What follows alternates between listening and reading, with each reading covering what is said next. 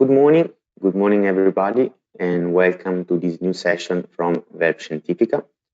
Today, together, we will analyze the meat industry, and in particular, we will understand how to ensure meat quality, in particular, focusing on protein, fat, and shelf life analysis. Before starting, let me introduce myself. I'm Mattia Mura, Marketing and Communication Specialist here at VELP. And today with me, there is Vittorio Laghezza from our lab. He is the application specialist at our analytical department. Today, we will start with an introduction to meat industry, in particular to the analysis on meat. We will delve into the protein determination world. Then we will switch to solvent extraction, and we will finish with the studies that we can perform to understand the shelf life of our product. If we have time, we will close the session with a Q&A session. To do so, we remind you that you can use the chat box you have on the right of your screen to write down all the questions. And of course, we will try to answer at the end of the webinar, or as usual, by email at the end of this session. Okay, so let's start with today's topic, the analysis on meat. We have an introduction of the type of meat that we can, of course, analyze. And we know that meat is an important source of protein, in particular in human nutrition, and we can classify this type of meat into three different categories. The most common distinction is between red wine meat, and of course we can also distinguish the processed meat. Red meat, such as beef, pork, lamb, is rich in microglobin, which gives it a darker color and makes it a significant source of iron and essential nutrients.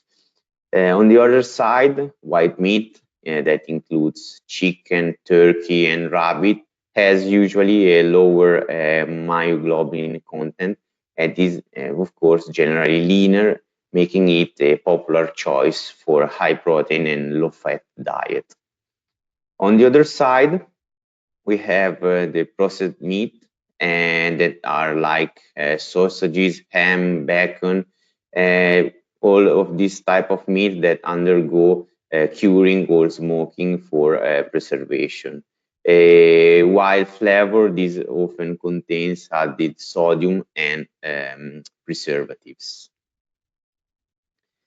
Usually, we can also distinguish type of meat based on macronutrients and micronutrients that vary, of course, by meat type, fat content, and processing.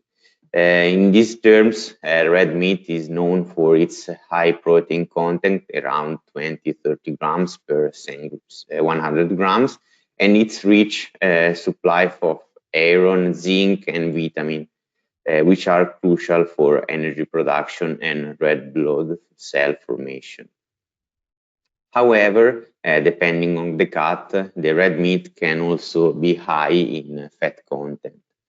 While meat, white meat like chicken and turkey is, of course, as we said before, leaner, with 22-28 grams of protein per 100 grams, and lower, of course, fat content, making it a preferred choice for those looking to reduce their saturated fat intake.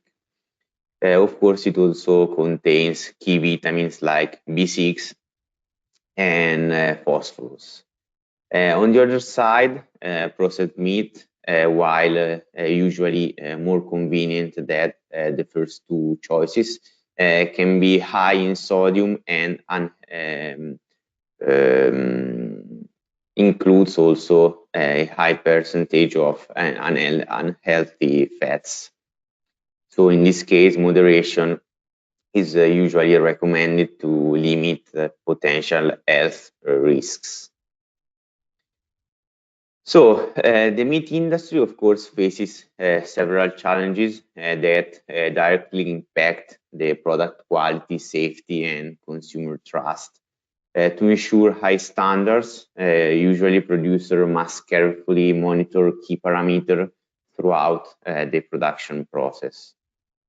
Firstly, quality and consistency are fundamental. Indeed, consumers expect that the meat products have the same taste, texture, and composition every time they purchase the same type of product.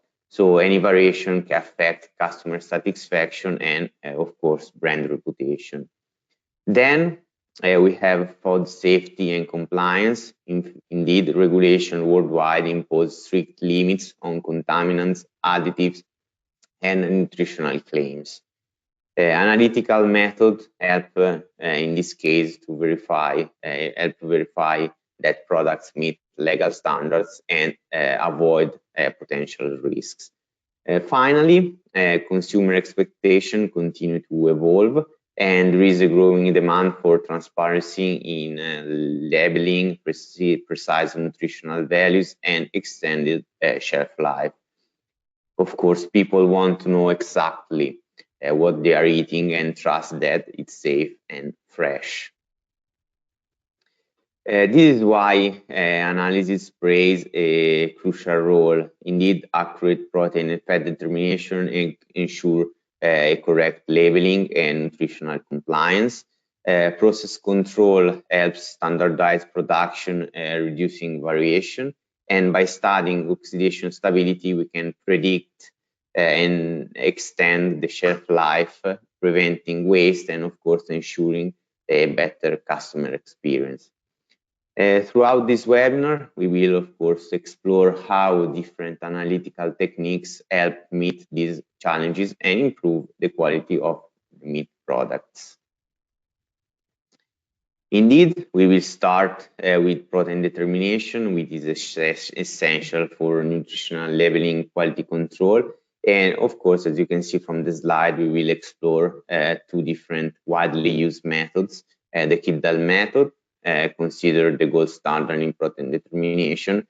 Of course, also we will also analyze the Duma method, another approved technique from standard methodologies that is faster and fully automated alternative for high throughput laboratories.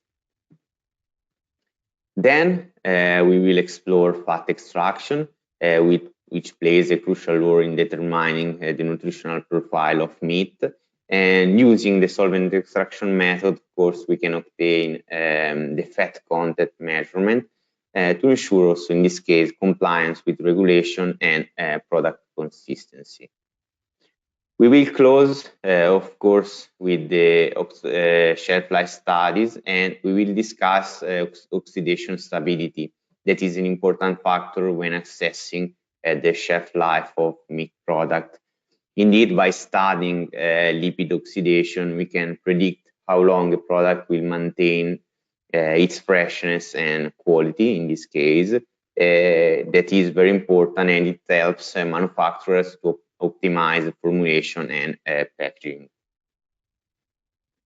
So let's start with protein determination. Protein, as you know, is one of the most important nutritional components in meat. Indeed, it defines the quality and the value of the product. And two, as we said before, main application and techniques are used to determine the protein content, so the Kildall method and the Duma method. So let's start with the Kildall method that involves usually 3+1 step, because as we can see the slide, all the process starts with the proper sample preparation.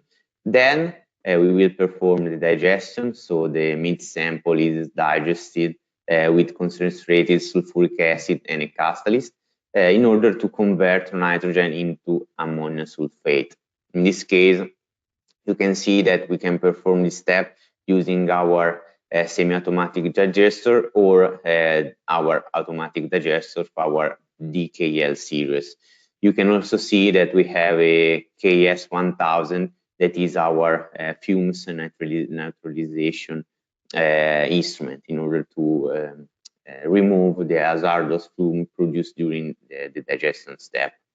Then we go through the distillation.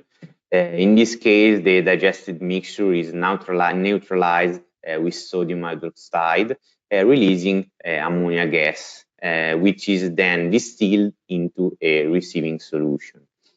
Then we also perform a titration step. In this case, the collected ammonia is quantified through an acid-base titration, and the nitrogen content is converted into protein using a conversion factor, typically 6.25 for general food proteins. Also, in this case, we have different solution that starts with our semi-automatic distillation unit, in this case, the 139 and 129. And then we have also complete automatic analyzer, for example, the UDK 159 and the UDK 169 that perform the distillation and an integrated colorimetric titration. Also, in the case of the UDK 149, we can talk about an automatic analysis because we can connect our solution to an external potentiometric titrator in order to perform simultaneously the distillation and the titration step. On the other side, we have the Dumas method that is also known as combustion method. It is a rapid and fully automatic technique for determining, in this case, the total nitrogen that is slightly different from the total Kildal nitrogen that we analyze with our Kildal solution. And in this case, unlike the Kildal method, which relies on wet chemicals, the Dumas method is based on high temperature combustion and gas analysis. Indeed, in this case, this technique is removing, as we said before, the need for chemicals, and it's suitable for high throughput laboratories and industrial application. In this case, we are following, let's say, some steps starting from the combustion. Indeed, the sample is burned at high temperature in the presence of oxygen in order to convert nitrogen into nitrogen gas.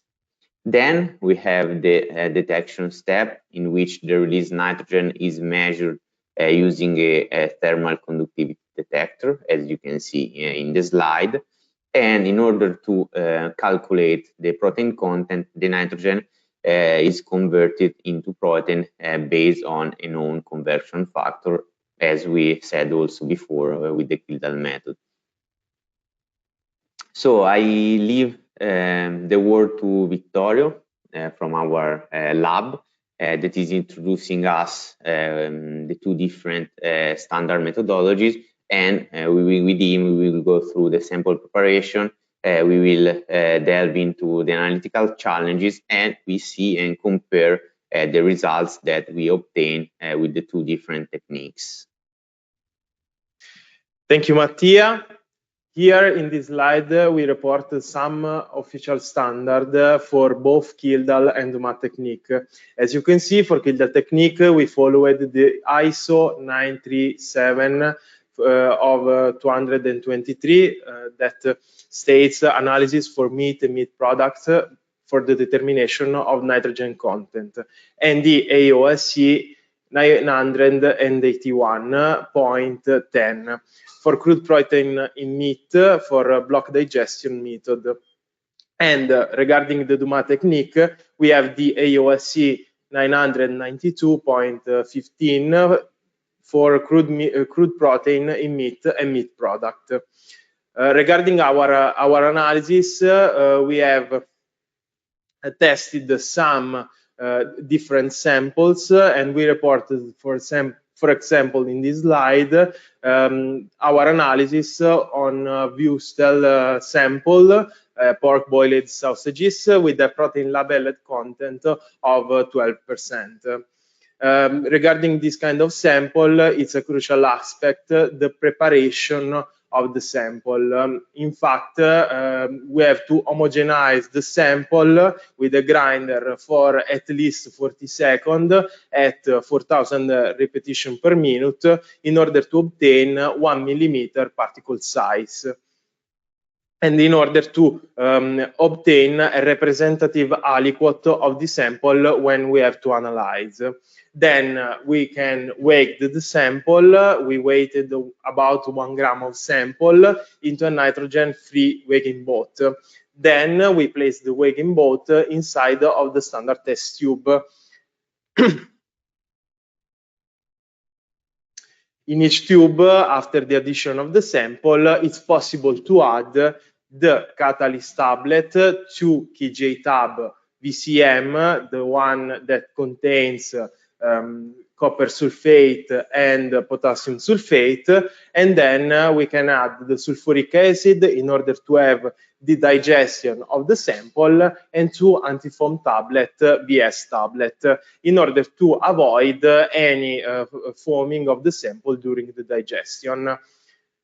To achieve a good digestion on this kind of sample, we developed a specific method for bacon, ham, hot dog, salami, and sausages with different temperature ramp in order to avoid the foaming of sample. In fact, inside of the DKL, we developed a series of methods for every kind of sample matrix.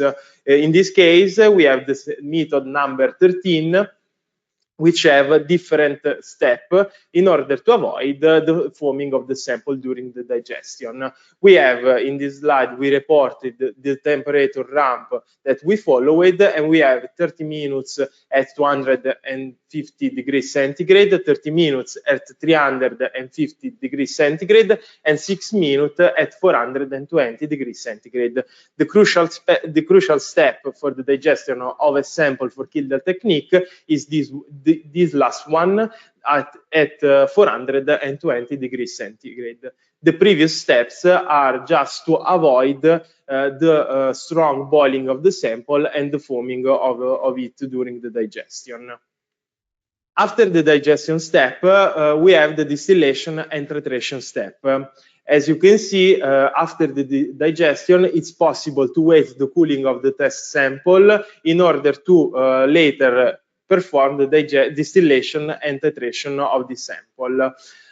We developed a different kind of method also for this instrument, for UDK 105.9 and 106.9. And here in this slide, we reported the method used according to the standard technique in order to perform the distillation and titration. We have that inside of the instrument, the method number 13 is the predefined method that we offer inside of the instrument, and there's a volume of water to perform the dilution of the sample of 50 milliliters. The titrant solution used, that is chlorhydric acid 0.1 normal, and the volume of sodium hydroxide of 17 milliliters in order to convert all the ammonia inside of ammonium ion. And we have a protein factor of 6.25 that depends from the matrix that we are analyzing, and the volume of the receiver solution of 30 milliliters. From the analytical point of view, the challenges faced with this technique regards the sample preparation, the reagent, and the method for the digestion step, and both the method used for the titration step. Let's see in details each step. For first one, as I told you before, it's important to grind the sample and homogenize it in order to get a representative aliquot of the sample that we will later analyze. For the digestion step, it's important to use the proper amount of sulfuric acid, which with the correct catalyst, and for the proper time and for the proper temperature in order to have a good digested sample. We saw that inside of the test tube, we added the catalyst tablets. A catalyst is defined as a substance which, after the addition to a reaction mixture also in small amount, increases the speed of reaction, lowering the energy of activation of the components. Nowadays, it's important to use non-toxic catalysts for Kildall analysis. And for example, we have elemental selenium that is largely used, or better, the copper sulfate also mixed with the titanium dioxide. We offered a very large family of catalyst tablets that are our KJ tabs and are for different type of sample.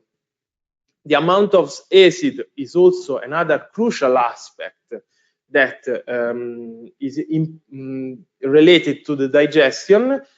And for example, we added 20 milliliters of sulfuric acid at a concentration of 97–98% in order to destroy all the carbon of the carbonious matter that is inside of the sample. The digestion for Kildall analysis occurs at 420 degrees centigrade. But in some cases, it's important, as I told you before, to set up ramps in order to avoid the foaming of the sample. Regarding the distillation step, it is important to set the proper amount of sodium hydroxide in order to convert all the ammonium ion obtained from the digestion into ammonia for the distillation and the titration. The alkalinization of the mineralized sample before the distillation is obtained by adding the sodium hydroxide inside our test tube. We used a sodium hydroxide concentrated solution with a concentration of 30–35% weight on volume that is added to the test tube automatically in order to convert all the ammonium ion into ammonia. The volume of concentrated sodium hydroxide is required to neutralize the residue of sulfuric acid and both for the conversion into ammonia. In this slide are reported our result with the sample that I told you before, that is the Wüstel sausages, with our unit DKL20 and UDK 159.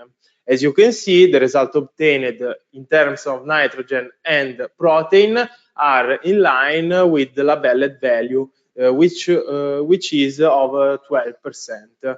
We use the protein factor of 6.25 to convert the nitrogen content of our sample to protein content.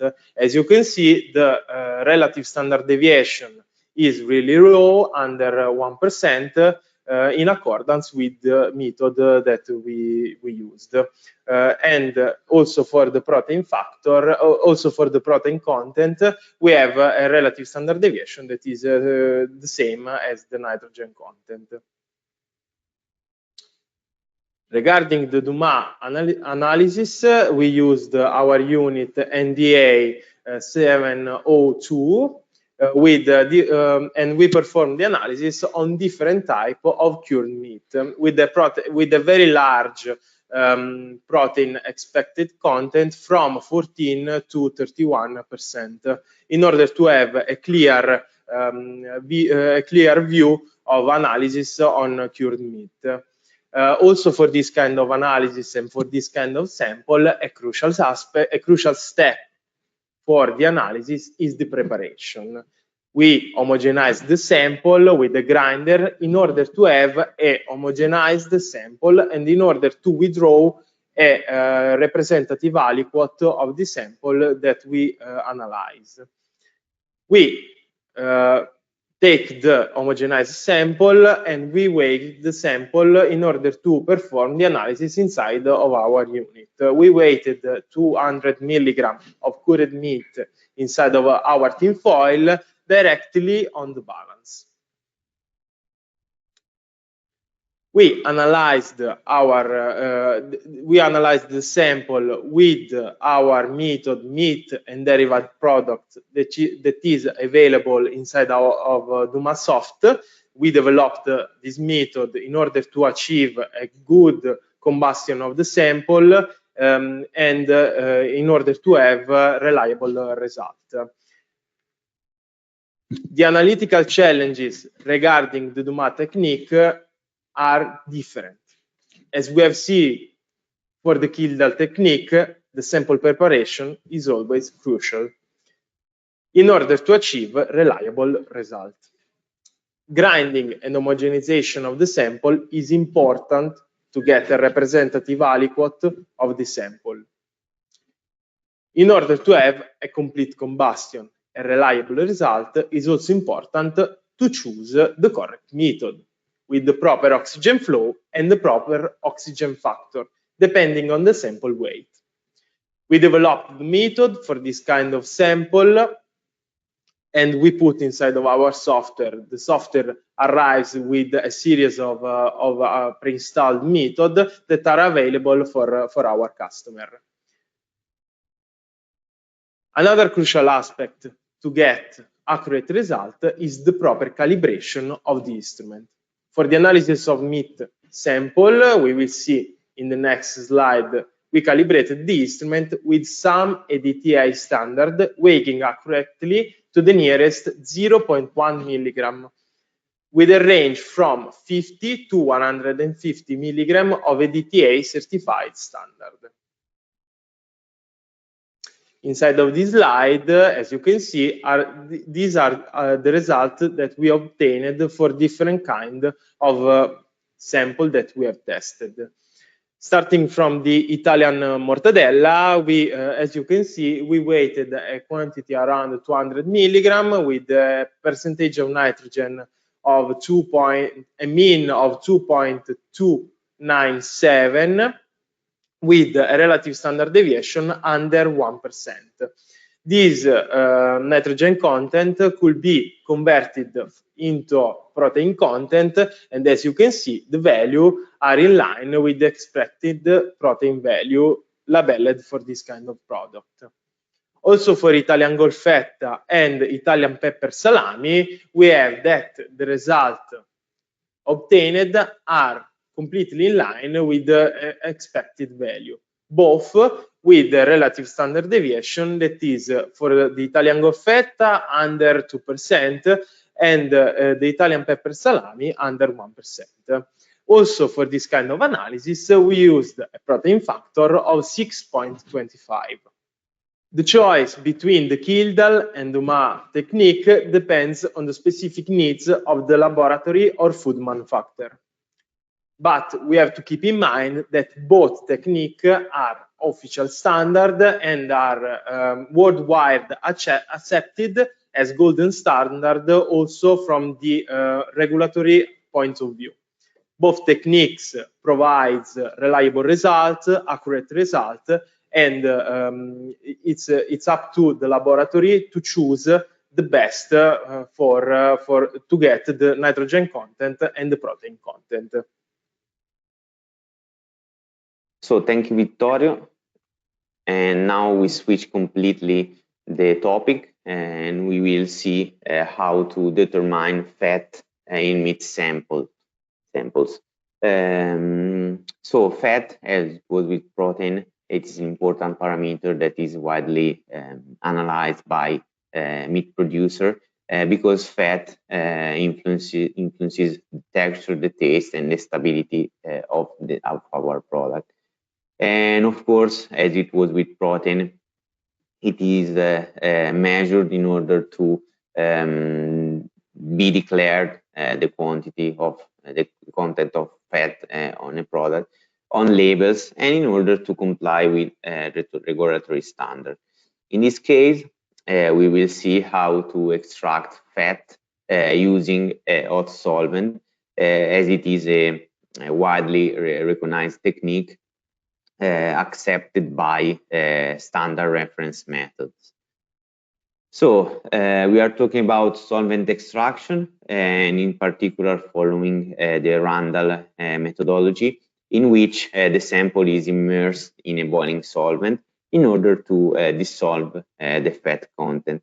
Then the solvent level will be lowered, and the sample will be washed continuously with the condensed solvent in order to extract all the fat content inside our sample. In this case, thanks to our SCR 158 automatic solvent extractor, we can also recover around 90% of the solvent that is used. Will be recovered and collected in order to be reused, reducing, of course, the waste of our solvent. It is very important in our solvent extraction, the weighting. Indeed, the extracted fat is firstly dried, cooled, and weighted in order to determine the total content of fat in our sample. So now I leave again the word to Vittorio, and of course with him we will see the sample preparation step, and of course all the analytical challenges that we face also in this case, and results that we obtain analyzing the Italian salami.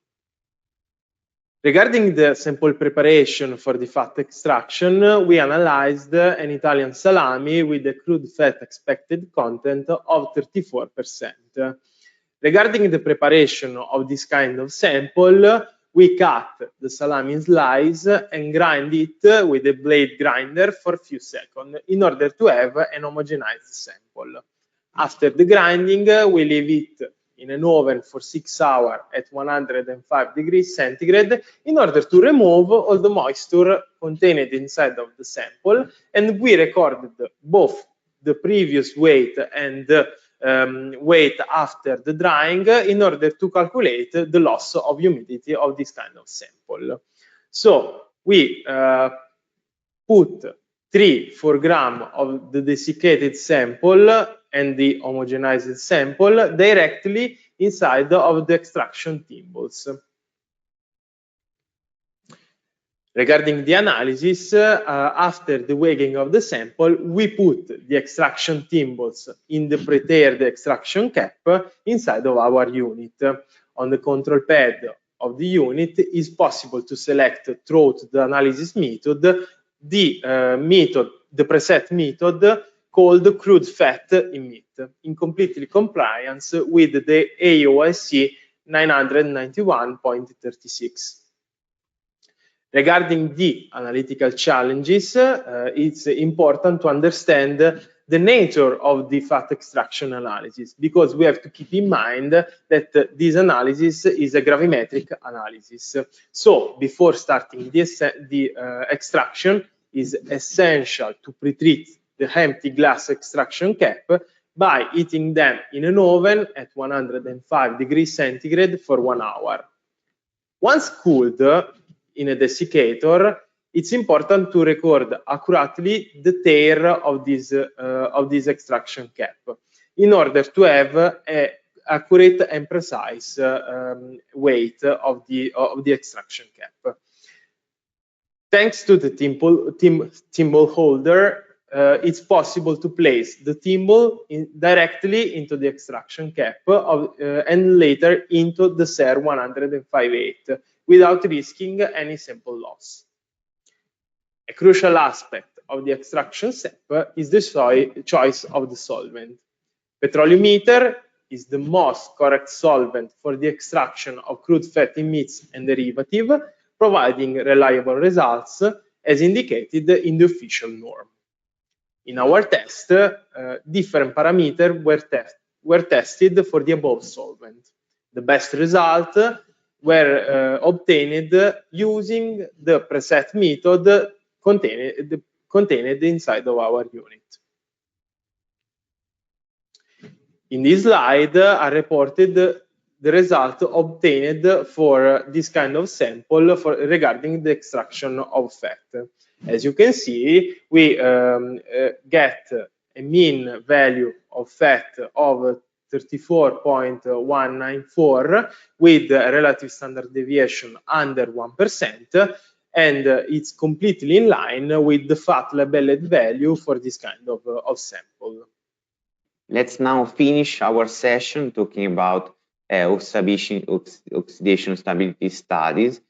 And in particular, thanks to these studies, we want to understand the oxidation, the behavior of our fats oxidation, in order to have important insights and information for our quality control and research and development departments.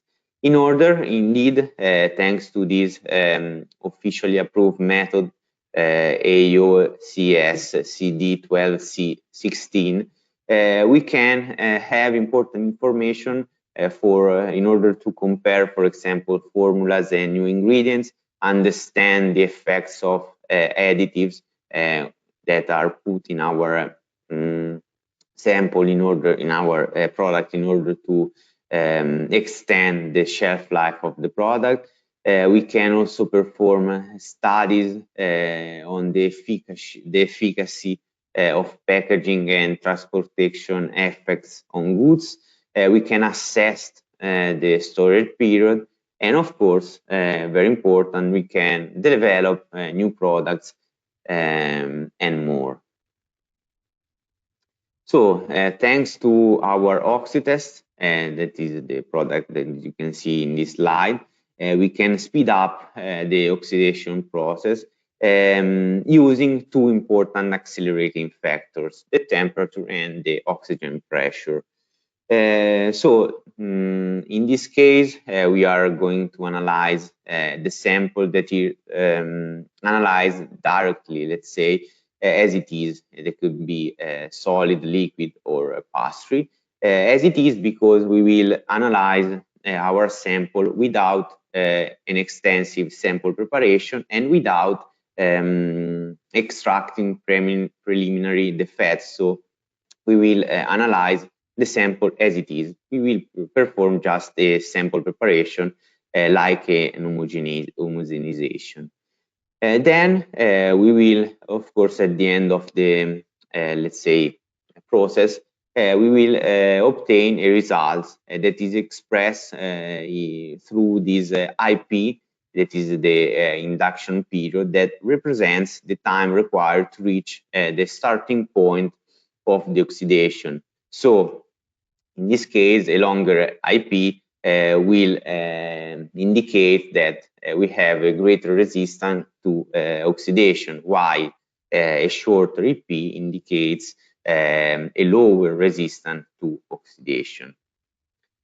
So now I leave the word to Vittorio, and with him we can see the analytical challenges that we face using this type of analysis, and of course we can see how to prepare our sample that it will be analyzed, in this case a meat. As Mattia told you before, we can analyze the sample as it is without extracting fat from the sample. A crucial aspect from the analytical point of view regarding the oxytest analysis is the sample quantity, the choice of the sample quantity for the analysis. The choice is based both on the lipid content and the intrinsic characteristic for the sample. For example, we have that a crucial parameter is the quantity of unsaturated fatty acid, which are contained and are different from one sample to each other. Generally, we can say that the more lipid as the sample, the less sample has to be used. For example, few grams of pure oil and fat will be sufficient to analyze this kind of sample inside the oxytest unit. For example, with another sample that has a really low percentage of fat contained inside, it's possible to increase the test portion up to 50 grams for each chamber in order to have a good flex inside of the oxy curve, and to get a reliable result. Also, for oxy-test analysis, is important to homogenize the sample. For example, for a solid sample, is required often to preliminary grind the sample in order to have an homogenized sample. It's possible to put the sample inside of our sample holder, and a crucial aspect is to distribute homogeneously the sample over the sample holder in order to have an homogeneous surface. The result that we get from this kind of analysis for every kind of sample matrix is the IP. Inside of our software, OxySoft, we have different functions to handle this value. In this slide, we reported the result obtained for two different formulations of meat product, and we used the formula comparison function pre-installed inside of the instrument to discriminate the meat's resistance to oxidation. As you can see, meat Formula 1 have a longer EP value, hence higher oxidation stability. Meat Formula 2 results is less stable against oxidation. This is related to the different effect of different natural antioxidants contained inside of the formulation of these two products. For the other sample that we have tested inside of the instrument, that is a sausage with basil and without basil, we have two different results. Also, for this product, we used the formula comparison function, and as you can see, we have that comparing the two EP value that we get from the two different formulations of the sample, we can identify the most stable one, that is the sausage with basil, that has a longer EP value. Okay, thank you, Vittorio, for your nice and interesting presentation. And we received some questions, but as you can see, we are running out of time, and we will try to answer to all these questions in the next hours. Thank you for the attention, and you can stay updated by following us on our social and on our website for the next webinars. Thank you very much.